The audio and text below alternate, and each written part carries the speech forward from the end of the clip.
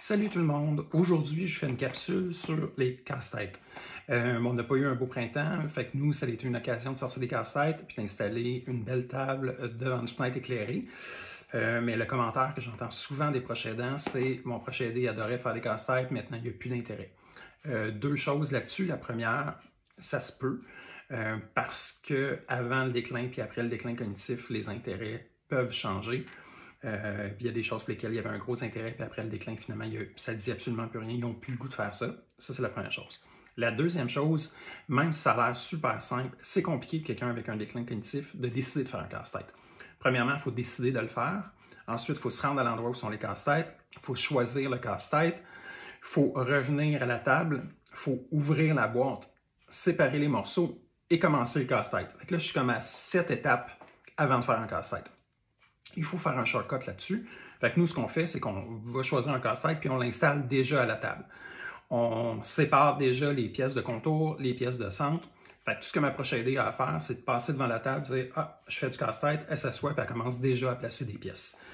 Un autre petit truc, j'ai pris des casse-têtes, en fait, à peu de nombre de morceaux. Ça, c'est vraiment mon bon truc. Fait que je vous montre ça ici, c'est 100 morceaux. J'ai acheté ça en paquet de 3 chez Rossi, là, mais vous pouvez le trouver sur la majorité des grandes surfaces. Donc, c'est peu de pièces.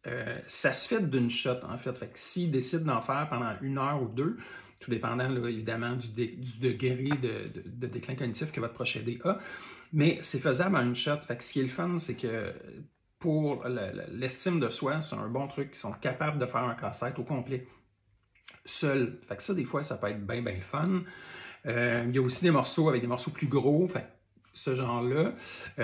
Ça, j'ai trouvé ça dans la section pour enfants. Là, je sais que j'aime pas se dire ça, mais en fait, c'est pas un dessin d'enfant. Fait que pour moi, il n'y avait pas de problème avec ça.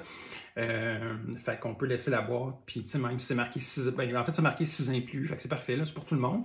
Mais c'est vendu dans la section pour enfants, fait qu'il n'y a aucun trouble avec ça, puis c'est pas très cher non plus. Puis sinon, je fais le tour des magasins usagés, Saint-Vincent-de-Paul, Village des Valeurs, puis j'en trouve souvent.